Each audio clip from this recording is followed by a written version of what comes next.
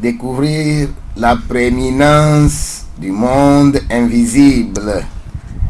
Dans cette partie de ce message, nous allons parler de la prééminence. Dieu, les esprits, le monde matériel, les choses inertes, qui est prééminent. Le livre de Dieu qui est la Bible dit dans son premier verset, dans le livre de la Genèse, que, je le cite, au commencement Dieu créa les cieux et la terre. Ce verset de la Bible dit beaucoup de choses. Ce seul verset nous dit que Dieu est le créateur des cieux et de la terre. Dans l'astronomie, on sait que l'univers est constitué de plusieurs galaxies et chaque galaxie contient d'innombrables systèmes. Si nous prenons par exemple la galaxie dans laquelle nous sommes, qui est la Voie lactée, la galaxie Voie lactée contient des milliers et des milliers d'étoiles organisées en systèmes. Notre système dans lequel se trouve la planète qui loge les humains s'appelle le système solaire, où le soleil est le maître. Donc, Genèse chapitre 1, verset 1 dit: au commencement, Dieu créa les cieux et la terre. Nous sommes en train de parler des cieux et nous expliquons les cieux en disant que quand la Bible parle des cieux, elle veut parler non pas seulement des systèmes comme notre système solaire, mais la Bible met en exergue les formations stellaires, les formations célestes qui sont les galaxies. Les galaxies sont des ensembles d'étoiles. Donc quand la Bible dit au commencement Dieu créa les cieux et la terre, l'homme qui n'est pas informé sur le langage de la Bible ne comprend pas ce que la Bible appelle par les cieux. Les cieux, c'est comme nous venons de le dire, ce sont des galaxies. Dans cette partie de notre message, nous voulons tirer l'attention de l'homme sur sa petitesse. Avec la science et tous les savants que nous avons et les découvertes scientifiques, nous n'avons pas encore franchi l'étape d'1 mètre de longueur par rapport à la dimension de l'univers. C'est comme si jusqu'à présent, l'homme n'a pas encore bougé. L'homme n'a même pas encore exploré le système solaire. L'homme n'a pas encore pu cerner le système solaire qui est d'une dimension microscopique par rapport au volume de l'univers. Pourquoi? Nous le verrons plus tard. Nous voulons seulement souligner la grandeur de l'univers. L'univers dont nous sommes en train de parler et dont la Bible dit qu'au commencement Dieu créa les cieux et la terre. La Voie lactée, qui est la galaxie qui loge notre système solaire, n'est pas encore, elle aussi, explorée. Parce que l'homme n'a pas encore franchi les étapes primaires. C'est pourquoi nous disons que s'il faut considérer tout l'univers, l'homme, c'est comme si tu as une maison et une maison de plusieurs kilomètres de longueur, mais tu n'as pas encore fait un seul mètre par rapport à là où tu te trouves. L'univers est la maison dans laquelle Dieu nous a logés. Pourquoi l'homme n'a pas encore pu explorer l'univers? Revenons maintenant à notre verset que nous sommes en train de voir. Genèse 1, verset 1. Au commencement, Dieu créa les cieux et la terre. Nous disons que Dieu a créé les cieux et la terre quand? Au commencement, dit la Bible. Notre question ici, le mot au commencement, qu'est-ce qu'il veut désigner? Quelle est cette précision? Effectivement, Dieu n'a pas de commencement et Dieu n'a pas de fin de vie. Dieu vit dans l'éternité. Comment Dieu, dans son livre, parle-t-il d'un commencement? De quoi la Bible parle-t-elle? Le langage de Dieu n'a pas en son sein l'idée d'un commencement. Parce que Dieu vit dans l'éternité. Dieu est éternel. Mais comment se fait-il que le verset dit au commencement, Dieu créa les cieux et la terre? C'est comme si Dieu veut parler notre langage.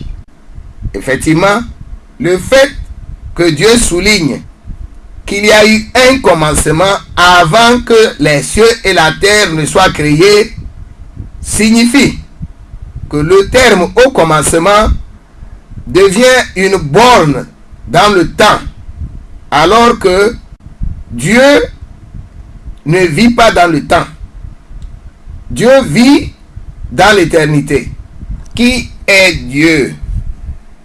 La Bible dit au commencement Dieu. La Bible commence par cette expression au commencement Dieu. C'est très important. C'est la raison pour laquelle nous devons nous demander de savoir ce que Dieu est. Est-ce que Dieu est vraiment existant? Dieu dit, dis-leur, je suis vivant, dit le Seigneur.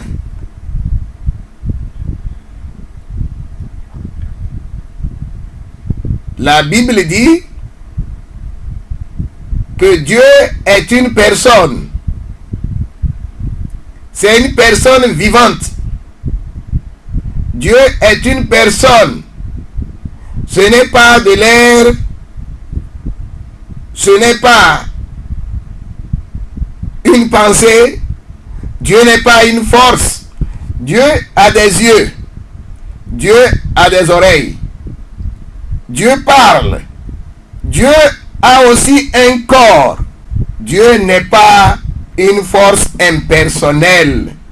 La Bible dit dans Ésaïe 66, du verset 1 à 2, je le cite, « Ainsi parle l'Éternel, le ciel est mon trône, la terre mon marchepied. Quelle maison pourrez-vous me bâtir et quel lieu me donnerez-vous pour demeure?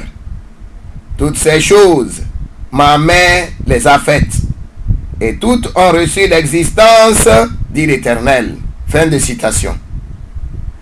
Dieu est donc une personne. Dieu est sage et intelligent. Dieu montre dans la Bible qu'il n'a pas un nom propre. Nous voyons dans la Bible que Dieu a seulement des qualificatifs. Dieu, en se révélant à l'homme lui-même, soit il propose à l'homme le qualificatif et se révèle à l'homme, ou l'homme lui-même qualifie la révélation et donne un nom à Dieu. Donc, il est donc clair dans la Bible que Dieu n'a pas un nom propre. Nous le verrons encore plus loin. Posons-nous donc la question de savoir comment exactement Dieu est. Dans la Bible, nous voyons que Dieu est saint. Dieu est saint. C'est-à-dire que Dieu est plein de justice. Il est justice. Tout ce que Dieu fait est bon et raisonnable. Dieu ne fait rien d'anormal. Il est le Père de tout ce qui est saint. Ce qui est saint, c'est ce qui est bon. L'ordre est la première caractéristique de tout organisme vivant. Par exemple, l'être humain est un organisme vivant et l'ordre fait vivre. Et Dieu est un Dieu saint. C'est-à-dire, c'est lui qui est le seul Dieu de l'ordre. C'est une preuve. Notre organisme, par exemple, l'ordre de la création et l'organisation du cosmos, c'est-à-dire de l'univers, est une preuve de la valeur du bien. Le désordre fait appel à la mort, tandis que l'ordre fait appel à la vie. Dieu est caractérisé par l'ordre, c'est-à-dire le bien. La nature de Dieu est le bien, c'est-à-dire la sainteté, l'ordre. Ce n'est pas fini. Nous avons dit que Dieu est une personne. Nous ajoutons que Dieu est une personne de justice. Dieu est un juste. Il est juste et ne laisse pas passer le mal. C'est-à-dire que Dieu punit toujours le mal. Pourquoi? Dieu est saint éternellement. Il n'est pas seulement 3 fois saint, mais Dieu est éternellement saint. Et souvent nous allons dire, ou nous entendons dire que Dieu est 3 fois saint. Dieu n'est pas 3 fois saint, mais il est éternellement saint. Dieu, comme nous le disons, est juste. C'est-à-dire qu'il n'est pas participant du mal. Il ne peut pas faire le mal. Tout ce que Dieu fait est bon. Et laissez-moi vous dire qu'il y a différentes sortes de bonté et différentes sortes de choses bonnes. Dieu est bon à l'absolu. Parce que tout ce que Dieu fait est toujours raisonnable. Mais que dire des maux du monde? Les mots qui nous arrivent, nous reviendrons sur ça plus tard. Dieu est une personne, donc infinie. Il est sans commencement et sans fin de vie. Sa gloire, sa puissance et toutes ses potentialités sont aussi éternelles. Dieu est une personne infinie. Nul ne peut épuiser ce que Dieu est. Personne ne peut le sonder par ses propres efforts et le trouver. Dieu se révèle seulement. C'est par révélation que nous arrivons à la connaissance de Dieu. Et Dieu se révèle à qui il veut. Il y a aussi d'autres attributs de Dieu. Dans le même verset de Genèse 1, verset 1, comme nous venons de le voir, Dieu a dit, au commencement, Dieu créa les cieux et la terre. Nous comprenons donc que Dieu est le créateur de tout ce qui existe. Dieu est donc l'être absolu. Ce qui échappe aux contraintes liées au cadre spatial et temporel est engendré. Je veux dire, Dieu est celui qui échappe aux contraintes liées au cadre spatial et au cadre temporel engendré. Une autre chose, pour parler toujours de Dieu, nous disons que Dieu est absolument souverain. Dieu ne dépend de personne. Mais tout dépend de Dieu. Dieu est l'auteur de la vie et de l'existence. La preuve de l'absolutisme de sa souveraineté est dans le fait que rien n'est au-dessus de lui. Dans la Bible, on sent que tout est sous lui. Par exemple, il dit, tournez-vous vers moi et vous serez sauvés, vous tous qui êtes aux extrémités de la terre. Je suis Dieu et il n'y en a point d'autre. Je le jure par moi-même, la vérité sort de ma bouche. Ma parole ne sera point révoquée. Tout genou fléchira devant moi, toute langue jurera par moi. Le livre du prophète Ésaïe 45 du verset 22 au verset 23. Le Dieu de la Bible a fermement interdit à tous ses fils et à toutes ses filles de jurer par une autre chose en dehors de lui. Et cela pourquoi?